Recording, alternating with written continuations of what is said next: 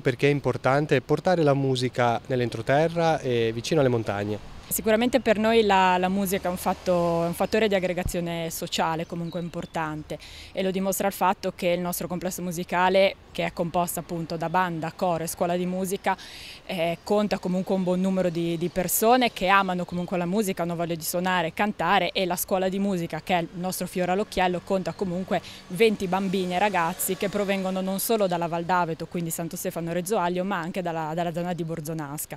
Vediamo in breve gli appuntamenti, 2 giorni, il 21 e il 22 di luglio. Iniziamo dal 21 luglio, che cosa accadrà? Cominciamo il pomeriggio con la sfilata di 4 bande con partenza da Roncolonga e da Roccadaveto per ritrovarsi poi in piazza Livellara. Alle 16 le stesse bande faranno un concerto. Si tratta della banda di Bedogna, della banda di Ceranesi, di Pontedecimo e di Cogoleto. La sera invece alle 21 spazio poi ai cori con il coro Montenero di Ponte dell'Olio in provincia di Piacenza, il coro Montebianco di Genova e il coro La Contrada, che è il coro di Santo Stefano d'Aveto, a cui poi si aggiungerà anche il nostro coro polifonico del complesso musicale. Quindi si inizia alle 14:30 e si conclude alle 21 alla chiesa di Nostra Signora di Guadalupe. Il 22 invece? Cominciamo la mattina con una messa per rendere in un certo senso omaggio a tutti i musicisti, come diciamo noi, andati avanti, per utilizzare un linguaggio un po' degli alpini.